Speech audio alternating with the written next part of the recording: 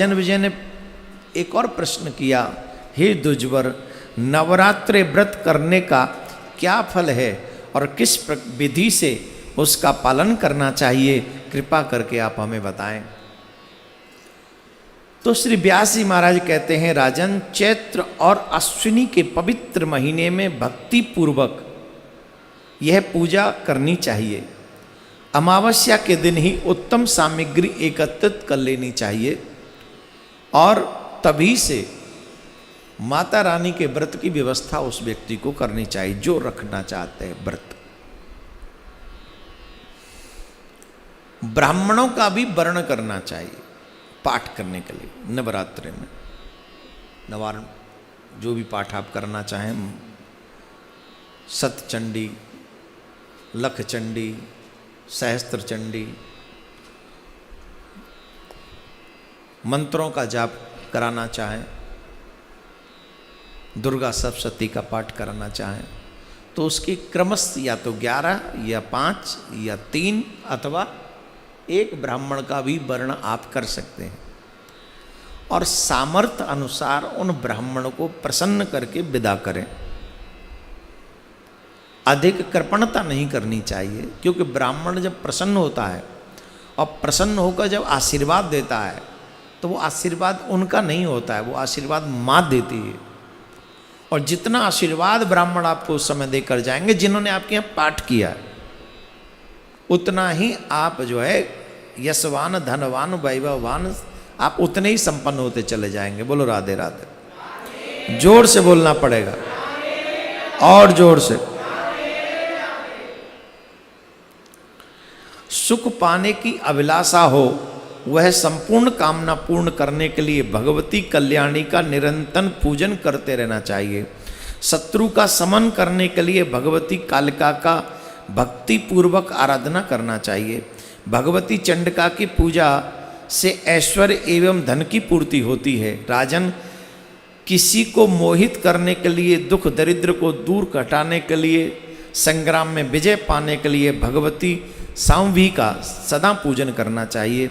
किसी कठिन कार्य की सिद्धि करते समय अथवा यदि दुष्ट शत्रु दुख दे रहे हों तो उनका संहार करने के लिए माँ भगवती का पूजन करना चाहिए।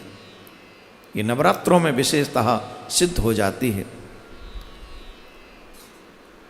महान पापी भी यदि नवरात्रि व्रत कर ले तो संपूर्ण पापों से उसका उद्धार हो जाता है। प्राचीन समय की एक कथा है, एक निर्धन वैश्य, वह महान दुखी था। राजन, कौशल देश के किसी सज्जन ने उसका विवाह कर दिया था।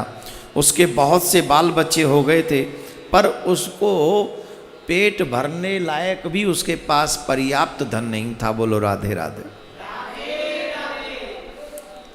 दरिद्रता ने उसको चारों तरफ से घेरा हुआ था। वो सोचता था मैं क्या करूं, मैं क्या करूं, मुझे क्या करना चाहिए, इत्यादि इत्यादि उसके जीवन में दुख थे। किसी ब्राह्मण के पास जाकर उसने पूछा, हे ब्राह्मण देवता, आप मुझ पर कृपा करके बताओ कि मेरी दरिद्रता कैसे दूर हो सकती है। मेरी छोटी छोटी बच्ची हैं, बच्चे हैं, भोजन पाने के लिए वो तरसते रहते हैं। मैं उनको किस तरीके से सुख पहुंचा सकता हूं? कुछ तो मेरे ऊपर कृपा करो, कुछ तो मुझे बताओ। बोलो राधे राधे।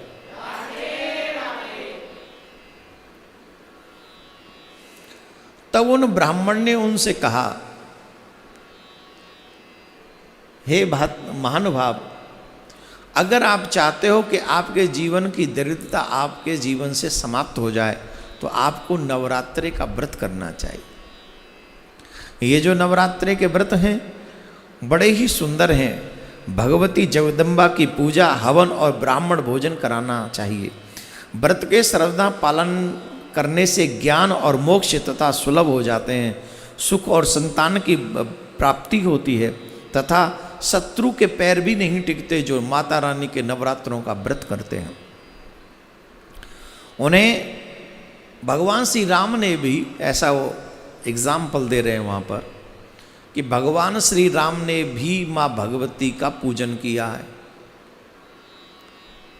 प्रसंग याद करेंगे तो आपको समझ में आ जाएगी। ये प्रसंग कब का है? बोले सुनिए, ये प्रसंग है जब सीता मैया का हरण हो गया था और भगवान श्री राम उस समय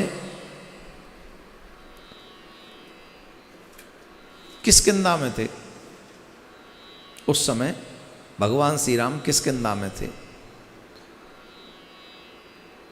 सीता माँ की खोज नहीं हो पा रही थी उन दिनों में। तो जब खोज नहीं हो पा रही थी तो उस कठिन परिस्थिति में भी भगवान श्री राम ने किष्किंधा में रहकर उन्होंने ये व्रत किया था। नवरात्रि व्रत करके भगवती जगदम्बा का विधि विधान से पूजन करके उपासना करके उनको जनक नंदनी की प्राप्ति हुई थी। इसलिए हम सबको चाहिए कि हम जो भी चाहते हैं कि जगदम्बा का पूजन करें, व्रत करें, इत्यादि इत्यादि।